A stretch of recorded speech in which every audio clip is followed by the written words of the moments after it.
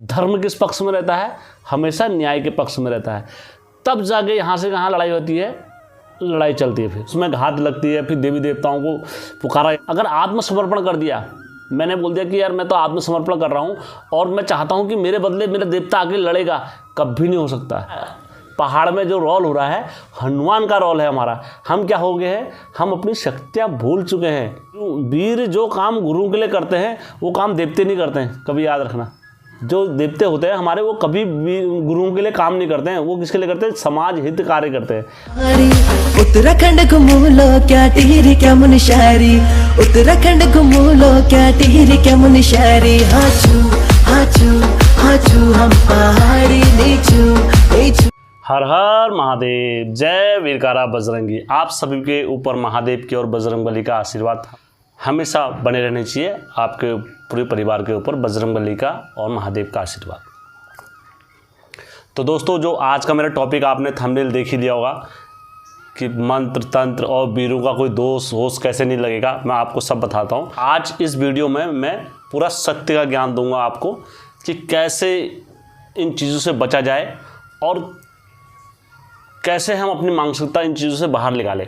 और मेरा वीडियो प्रत्येक पहाड़ी भाई के पास पहुंचना चाहिए और प्रत्येक उत्तराखंड के हर घर में पहुंचना चाहिए, ताकि पता लगे कि कितने गहरे पानी में है। और प्रत्येक बुजुर्ग महिला को और प्रत्येक बुजुर्गों को ये वीडियो दिखाना बहुत ज़रूरी है, जिनके दिमाग में और डर का और मानसिकता का खेल। तो दोस्तों, मैं ज़्यादा इधर उधर की बातें नहीं करते हुए सीधा अपने टॉपिक में आता हूँ। दोस्तों, हमारे पूर्वजों का क्या होता है, दरअसल ये होता है कि यार हम कुछ गलत करेंगे तो या हमारे दोष लग जाएगा, हमें ये लग जाएगा, और हमारे साथ ये हमारे घर के इष्ट होते हैं और या हमारे घर के कुलंकारी देवता होते हैं। पहले तो मैं बात साबित करना चाहूँगा, जितने भी ये मुस्लिम वीर और देवता वीर वगैरह जो आए हैं, ये सारे बाहर से आए हैं। कोई ये भारत की पैदाइशी इनकी जन्म नहीं है, कोई इतिहास नहीं है इनका, यहाँ का भारत का साक्ष्य नहीं है।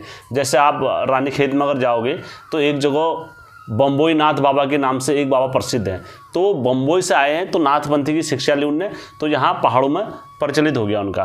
तो ऐसी मतलब बहुत लोग हमारे इधर उधर से आए, दिल्ली से आए, दिल्ली से आने के बाद इनने चढ़ाई करी। अब मैं आता हूँ पॉइंट टू पॉइंट में।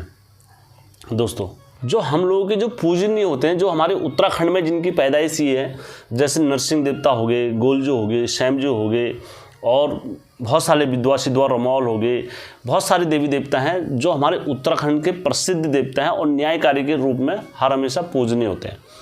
अब जो बाहर से देवता आए हैं हमारे, ये मैंने आपको बता दिया कैसे आए। अब मैं इनमें थोड़ा स्टेप टू स्टेप मत रखता हूँ। हमारे मन में क्या होता है, विकार क्या होता है, हमारे बुजुर्गों के मन में क्या होता है कि यार ये हम इसका शायद ऐसे बोल देंगे तो हमको इनका दोष लग जाएगा, मुसलमानों का या हमारा ये वीरों का हमें दोष लग जाता है, और वीर और पैगंबर इनका। मेरा इसमें एक चीज़ और क्लियर करना चाहूँगा। मेरे बहुत सारे सब्सक्राइबर लोगों का मेरे पास पर्सनली इंस्टाग्राम पर ही मैसेज आया है, बाबा भी वीर में आते हैं, हनुमान भी वीर में आते हैं, और भी हमारे कई वीरों में आते हैं। मैं क्लियर करना चाहूँगा आपको स्पष्ट पहले, हनुमान जी कोई वीर नहीं है। कोई अगर सोच ले कि हनुमान जी वीर हैं तो वो समझ लो कम अज्ञानता के कारण बोल रहा है। भैरव बाबा को भी कोई बोल दे भैरव बाबा वीर हैं तो वो भी कम अज्ञानता के कारण बोल रहा है। और भी हमारे जितने कलवा देवता हो गए और लकुड़ी वीर हो गया देवता, अगर कोई इनको भी बोल देगा वीर है तो ये कोई वीर की श्रेणी में नहीं आते। ये किसकी श्रेणी में आते हैं? भगवान की श्रेणी में आते हैं। हनुमान को अगर कोई बोलेगा, जिनके हम वंशज हैं, भैरव बाबा, हनुमान जी, ये हमारे क्या होता है? भगवान होते हैं। इनका जो दर्जा है हमारे हिंदू समाज में, वो आप लोगों को शायद पता नहीं है कि हमारे पहाड़ों में इनको वीर बोला जाता है। वीर या किसी की सेना में लड़ाई करने वाले हैं, या अकेले जहाँ जाते हैं अकेले जाने वाले हैं। अब हनुमान जी को कोई बोले आज के टाइम में कोई वीर है, हनुमान तो वीर है, कौन कह रहा हनुमान जी वीर है? हनुमान जी स्वयं शंकर शुभम केसरी नंदन, मतलब हनुमान जी स्वयं शंकर के अवतारी हैं। भैरव बाबा स्वयं महादेव से उत्पन्न है, महादेव का अंग है, समझ लो। आशा करता हूँ यहाँ से आप लोगों को सबको पता लग गया होगा कि हनुमान जी और भैरव बाबा कभी वीर की श्रेणी में नहीं आते। अब बुजुर्गों के दिमाग में क्या होता है कि यार हमें इसका दोष लग गया, हमें वीर का ये लग जाएगा, हमें वीर का फटकार लग जाएगा, हमने ये कर दिया। कोई किसी का कुछ नहीं लगने वाला। मैं इस वीडियो के माध्यम से क्लियर कर दूंगा। अगर किसी पर लगेगा, किसी का दोष भी लगेगा, कुछ भी लगेगा, तो मेरे से बात करना आप लोग, क्योंकि आपके कुल में कोई गलती करी होगी तभी जाके वो दोष लग रहा है आपको। नहीं तो आपको मैं बता रहा हूँ इतिहास, मैंने इतना, अगर आप किसी भाई ने मेरा वीडियो नहीं देखा होगा वाला तो पहले वीडियो देख लेना। कितने हिंदू मंदिर तोड़े, हजारों और लाखों हिंदू मंदिर यहाँ तोड़े गए और लाखों की संपत्ति तोड़ी गई और भगवानों की मूर्ति यहाँ से चोर चोर के ले गए। क्या उनको लग गया था? कौन से भगवान ने मारा, मेरे को बता दो तुम। कोई बोल दे मेरे से कि यार वो मुसलमान को तो भगवान ने मार दिया। सोमनाथ मंदिर में लाखों मतलब हिंदुओं को जब मारा गया तब तो कोई बचाने नहीं आया था। तो यहाँ पर तुम मतलब ये तुम इतने डर के, तुम इतने कायर बैठ गए कि यार तुम्हें थोड़ा सा कुछ करोगे तो तुम्हें ये मतलब मार देगा फिर, ये तुम्हारे घर को नाश कर देगा, तुम्हारे एक कुल को नाश कर देगा। मतलब इतनी छोटी मानसिकता लेके हम चल रहे हैं कि कोई, अगर अभी इसमें एक सीधा सीधा उदाहरण आता है। जब रामायण में जब अंगद रावण के पास जाता है और रावण के पास जाने के बाद बोलता है उस टाइम पर कि मैं राम का दूध हूँ और मुझे प्रभु राम ने भेजा है और मैं यहाँ पर वो करना है, तब जाके रावण कौन सा गाना गाता है? अरे कुले खाती तुझको लाज शर्म नहीं आती, जिसने तेरे बाप को मारा, जिसने तेरे बाप को मारा, उसको तू देता उल्टी सहारा, बंदर चाती कुल खाती, तुझको लाज शर्म नहीं आती। मतलब ये पंक्ति इतनी मतलब सटीक बैठती है कि उसका कोई तोड़ नहीं है कि जब तुम्हें ही कोई आपत्ति नहीं है लड़ने की, तुम्हें ही जब कोई चीज़ का वो नहीं है, तो तुम्हारे लिए कौन सा भगवान लड़ेगा? मैं दावे के साथ कहता हूँ, अगर तुम आज किसी लड़ाई का जंग छेड़ दोगे तो तुम्हारे साथ तुम्हारे सारे घर के इष्ट खड़े नहीं होंगे, तब बोलना। और जब तुम ही किसी और को पूजा करने लग जाओगे, तुम ही किसी और को करने लग जाओगे, कभी कोई भगवान आगे, हमारे जो हिंदू धर्म के जो भगवान हैं, चाहे कोई से भी हो, वो कभी आगे ये नहीं बोलते कि मेरे को पूजो तुम। और माता खास तौर से कभी नहीं बोलती कि तुम मेरे को पूज दो, ये कर दो, ऐसा कर दो। जैसा उनकी पूजा कर दो वैसे। देवी देवता तो लुप्त कर दिए हैं। अगर हमारे देवता कहीं लुप्त हो रहे हैं तो उसकी सबसे बड़ी गलती हमारी है और आपकी है और सभी की है। मैं किसी एक को दोषी नहीं दे रहा हूँ, मैं खुद को अपने आप को भी दोषी दे रहा हूँ इस चीज़ में। कोई बोल दे यार हेम तो दूसरे को दोषी दे रहा, नहीं। अगर मैं आपको इसमें साबित और तथ्य करने जा रहा हूँ, हमारे मुगल वीर और सैयद वगैरह जो चले गए जिनके घरों में खेल रहे हैं, तो ये एक प्रकार से उनके पिता समान और पूजनीय समान हुए। अब मैं आपको साबित भी कर रहा हूँ, आप टेंशन मत लेना दोस्तों कि हेम ऐसी बोला करके। जैसे हम विष्णु भगवान की जब पूजा करते हैं, महादेव की पूजा करते हैं और गोलू देवता की पूजा करते हैं, तो हम उस टाइम पर क्या बोलते हैं? मात पिता तुम मेरे करुणा सागर, तो ऐसे तो बोलते हैं ना हम। और कोई भी लक्ष्मी की पूजा करते हैं तो माता बोलते हैं, माता हमारी लक्ष्मी क्या है? हमारी माँ समान है। गोलजू हमारे क्या, गोलजू को क्या बोलते हैं? हमारे गोलजू हमारे पिता समान है। और हम पूजा उसी की करते हैं जो हमारे पूर्वज होते हैं। जैसे हमारे दादाजी हो गए, मैं परदादा या तिरदादा की अपने जैसे पूजा करूँगा, तो वो क्या होता है? हमारे वंशजों की मेरे को पूजा करने में कोई आपत्ति नहीं, क्योंकि हमारे वंशज हैं, कुल देवता हैं, सब कुछ है हमारे। वो उनको देव पूजन नहीं करा जाता है, तभी तो हमारे वंशज में है। अब रही बात हमारे जितने भी जोगी संत आदमी, जो भी हमारे संत वगैरह होते हैं, वो हम उनको सब बोलते हैं हमारे पिता समान है, इष्ट देवता हो, हमारे कुल देवता हो, हमारे पिताओं की रक्षा करिए तुमने, सब तुम हो, हमारे पालन करता तुम हो, हमारे विघ्न विघ्नाता हरता तुम हो, तो सब उन्हीं को तो बोलते हैं हम। अब भैया जिसके घर में वीर खेलेगा, जिसके घर में मुगल पठान वीर सैयद वगैरह अगर ऐसे खेलते हैं, तो वो बोलेगा, वही सौम प्रोसेस है, उनका घर का नेतृत्व कर रहा है, उन्होंने सब देवताओं को पीछे कर रखा है, तो तुम्हारे घर का नेतृत्व कर रहा है, तो तुम्हारे लिए पिता बाप माँ समान सब हो गया ना। मैं गलत नहीं कह रहा हूँ दोस्तों, अगर आपको लग रहा होगा तो, क्योंकि आज ये बात शायद तुमको मैं ही बोल रहा हूँ, कल के टाइम पर ये बात कोई भी बोलेगा। अभी भी अगर नहीं जागेंगे तो हम कभी नहीं जागेंगे। तो इसलिए देख सकते हो, तो उसमें बोल लेते सर ये उनके साथ चलते हैं, हमारे गोलजू के साथ चलते हैं, कोई बोला देवियों के साथ चलते, को यहाँ से ज़रूर समाधान मिलेगा। मैं बात रखने जा रहा हूँ अपनी। दरअसल दोस्तों होता यह है कि यदि दो भाइयों में अगर लड़ाई होगी, मैं उदाहरण दे रहा हूँ आपको, इस उदाहरण से समझ जाना। यदि दो भाइयों में लड़ाई होगी जिस घर में, तो एक भाई में ज़मीन जायदाद के, अधिकतर हमारे पहाड़ों में और ये मतलब जन्म जन्मांतर से चला हुआ आ रहा है, ज़मीन जायदाद के संबंधित लड़ाई हमारे घर में होती रहती है।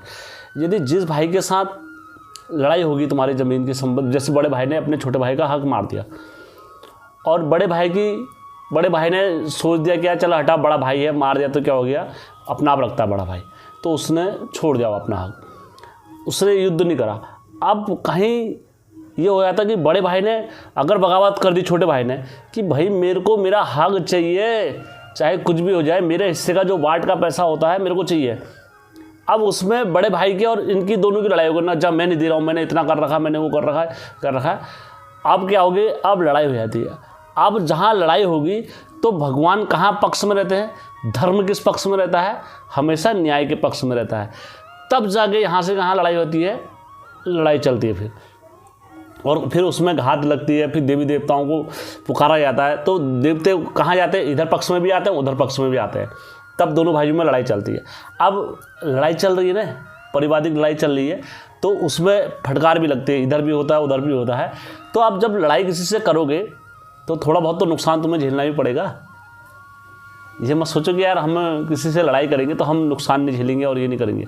तो आप क्या, भाइयों में लड़ाई चलेगी, तब जाके तुम्हारा गोइल तुम्हारे साथ आएगा, जहाँ न्याय का, धर्म का फैसला होगा, तब जाके तुम्हारा गोइल लड़ने आएगा। अब क्या होता है, हमने खुद अगर आत्मसमर्पण कर दिया, मैंने बोल दिया कि यार मैं तो आत्मसमर्पण कर रहा हूँ और मैं चाहता हूँ कि मेरे बदले मेरा देवता आके लड़ेगा, कभी नहीं हो सकता, कभी नहीं होता ऐसा, ठीक है। अब तुम लोगों ने खुद ही अपने मन में विचार बना लिया कि ये देवी के साथ चलते हैं, ये देवी के साथ बैठते हैं, ये देवी के साथ। आप मेरी बात का उत्तर देना सीधे सीधे।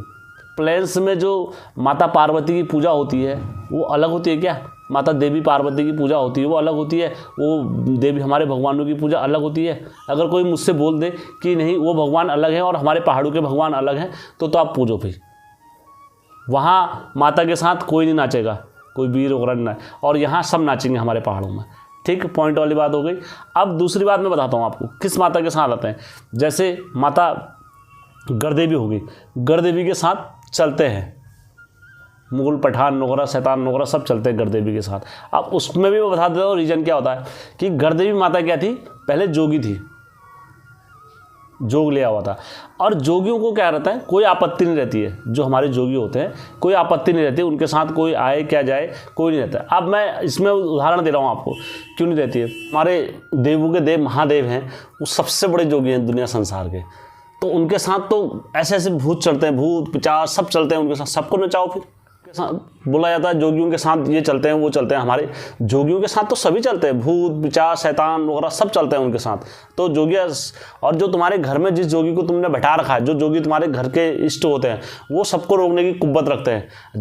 जब उनसे तुम कहोगे तभी तो रोकेंगे, जब तुम्हें आपत्ति नहीं, तुम कह रहे हो नाचने, तो तुम कहो घर के मामू से, मामू रोको इसको, कैसा आ रहा घर के अंदर, रोकेंगे मामू, झोली में डालेंगे अपनी। तुमने अपने घर में स्थान दे रखा है ना, जब नरसिंह मामू को दे रखा है, जब गोयल को अपने घर में स्थान दे रखा है, तो रोकेंगे जब तुमसे कहोगे तभी तो। अब जब तुम कहोगे गोयल जी ये तो तुम्हारे साथ का है, गोयल जी के साथ का, तो खेलने का आदेश नहीं देते कोई किसी को, अपने घर में पूजा करने का आदेश नहीं देते हैं। कभी जो तुम्हारे घर की देवी माता नाचती है, कभी उनसे पूछना कि माता मैं ऐसे तुम्हारे थान में पूछ दूँ, जो देवी होगी रियलिटी में कभी स्थान नहीं देगी।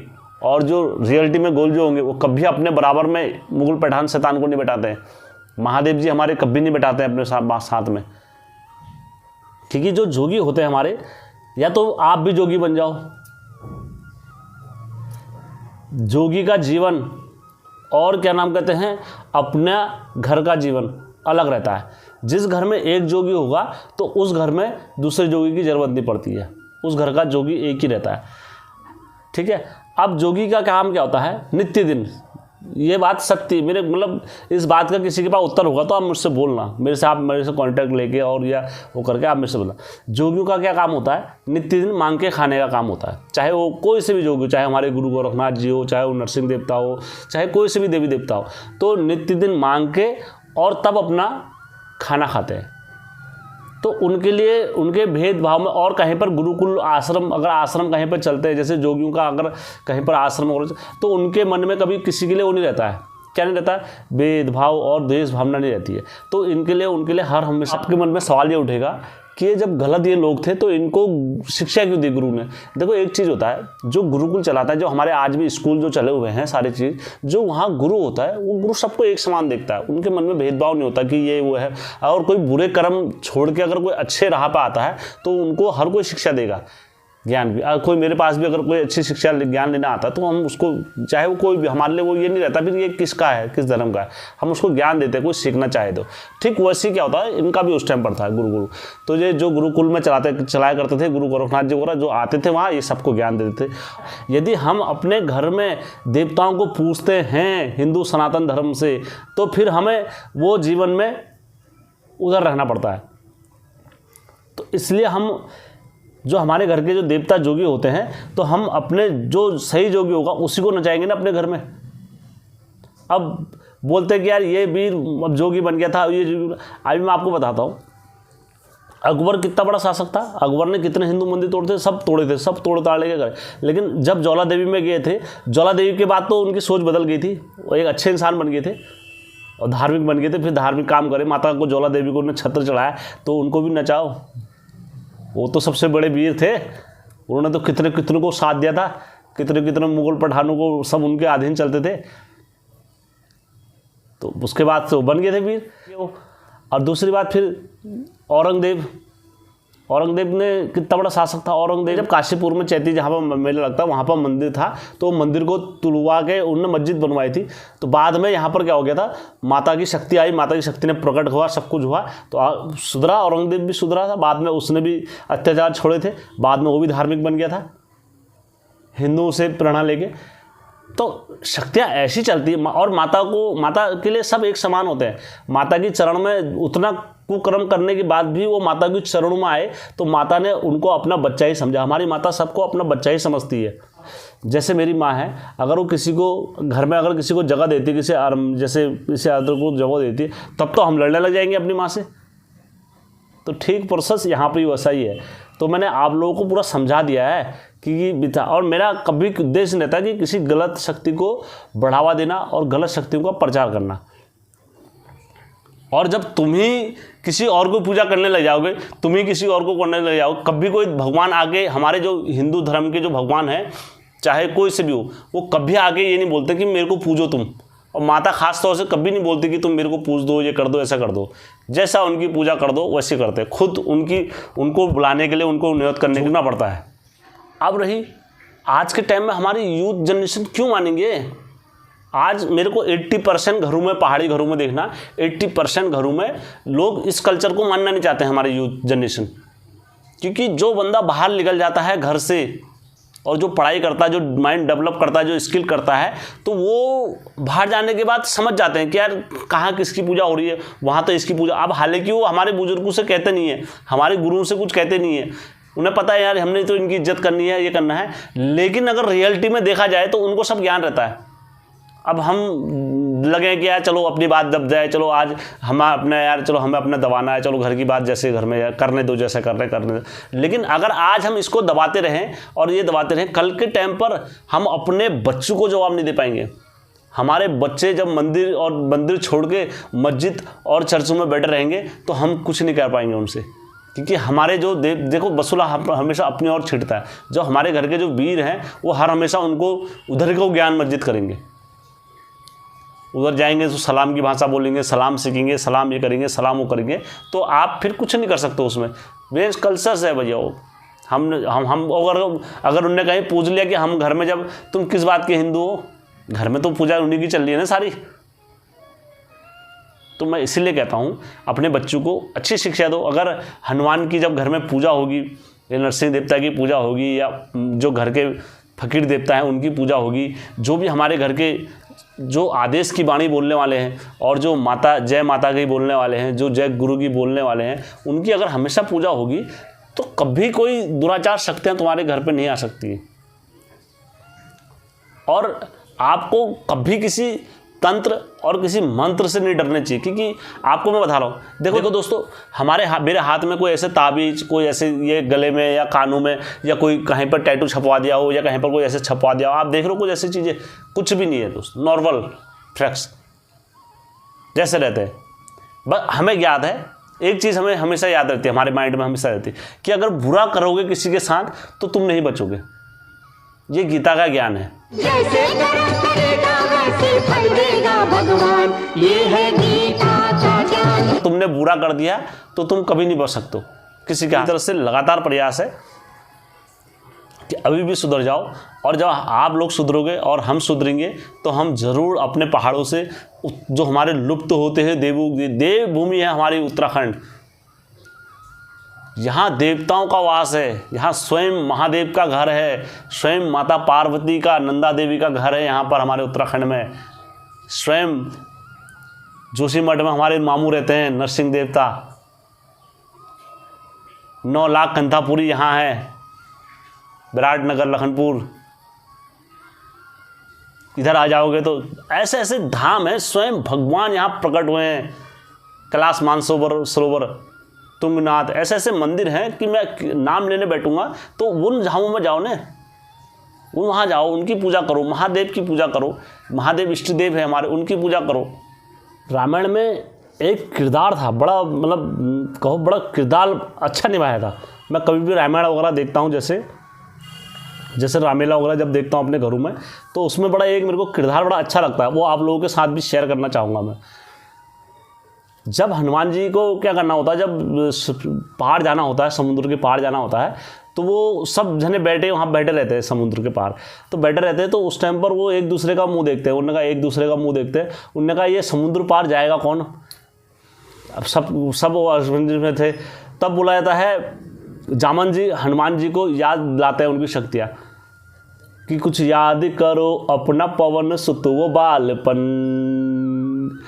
दुनिया भी दंग रह गई थी तुम्हारी ये ताकत देख कर, तुम खा गए थे जलता हुआ अग्नि का गोला, हाँ हाँ अग्नि का गोला। कुछ याद करो अपना पवन सुत वो बालपन, खा गए धधकता हुआ अग्नि का। तो हनुमान जी को जब शक्तियाँ दिलाते हैं, याद दिलाते हैं, तो हनुमान जी को अपनी शक्तियाँ आ जाती। फिर कहते हैं मैं धरती पैताल चीर दूँ, आकाश चीर दूँ, समुद्र चीर दूँ, अभी एक पल में जाके रावण की छाती पे कर दूँ।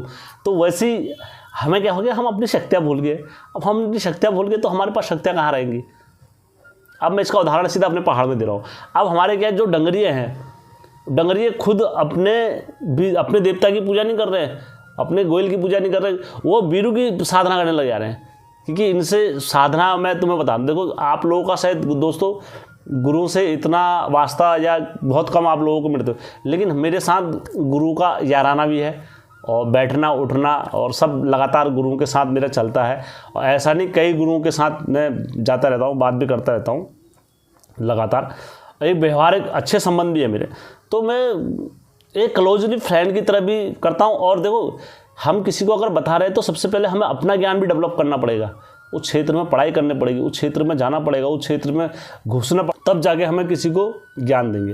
ये दोस्तों मेरी तरफ से एक पहल है कि किसी तरह रोका जाए, और जहाँ ये चीज़ें हो रही हैं बुज़ुर्गों को, हमें आज एक उत्तराखंड में जो हमारे बूढ़े बुजुर्ग हैं, जो घर का नेतृत्व करते हैं, जो गांव में हमारे नेतृत्व कर रहे हैं, ये पहल उनके पास तक जानी चाहिए। और जहाँ जहाँ ऐसे वीर और ऐसे मस्जिदों की अगर पूजा हो रही है तो सबसे पहले हमें ये चीज़ें रोकना पड़ेगा। और उनसे देखो, सवाल अगर तुम किसी से नहीं पूछोगे तो कोई भी अपने मन की नहीं करेगा।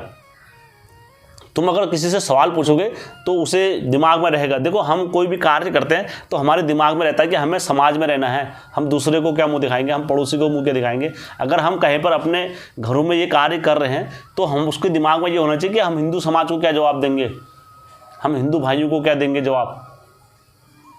मिठान या किसी उसकी पूजा करके हमने पूज दिया घर में, जब हमने पूज दिया, पूजने के बाद क्या होता है, गुरु तो अपना जागर करके अपना लेके जो भी है उन्हें कर रहा है, लेकिन उस समाज को जवाब किसने देना है, वो हमने देना है, वो मैंने देना है। मेरे घर में अगर पूजा हुई है तो मैंने देना है समाज को जवाब, पूरे भारतवर्ष को जवाब देना है कि यार मेरे घर में हम इनकी पूजा कर रहे हैं करके। कल का आज आपको ये पूज रहे हैं, कल के टाइम पर तुम गुरु नहीं आएगा, गुरु को तो तुम कुछ भी बोलो, गुरु से आ गया तो गुरु तो कहेगा भाई मैं नहीं जानता, भाई मेरे से कहता लगा मैं लगा देता हूँ। देखो हर गुरु एक सा नहीं होता है। आप बोल दोगे कि यार सब गुरु एक से, कुछ गुरु ऐसे होते हैं तंत्र मंत्र विद्या साधना सब जानते हैं। अगर वो सब विद्या जानते हैं तो उसमें से क्या होता है, जो ये काम कराते हैं ये गुरु करवाते हैं।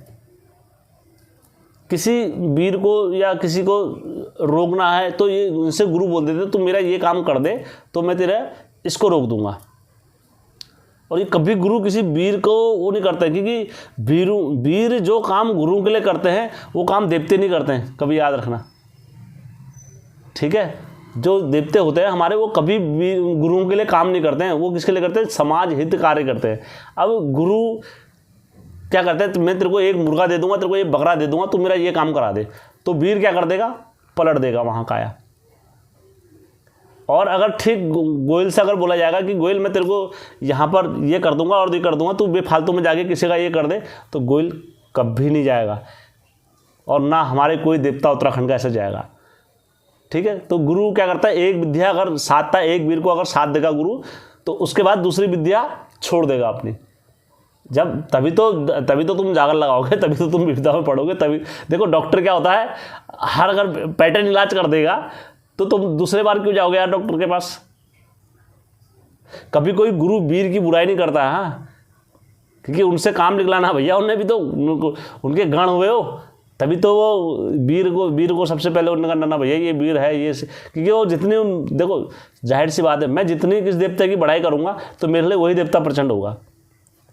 अब हमारे साथ के डंगरियों ने क्या कर दिया, जब वीरों के जब इतना प्रचल हो गया, सब कुछ हो गया, तो जिन पर स्वयं नरसिंह देवता नाच रहे, जिन पर स्वयं श्याम देवता नाच रहे, जिन पर स्वयं मतलब बड़े बड़े देवता 9 लाख कतरी नाच रहे, तो उनके सामने वीरू के परिचय दे के उनके देवते ठंडे हो जा रहे। अरे तुमने अपने देवतों को खुद पीछे कर दिया है भाई। कहते थे हमारे दादाजी इतने प्रचंड थे वो हवा को रोक देते थे, और हमारे दादाजी ऐसे थे कि चलती हुई ट्रेनों को रोक देते थे। तुम क्यों नहीं रोक पा रहे हो?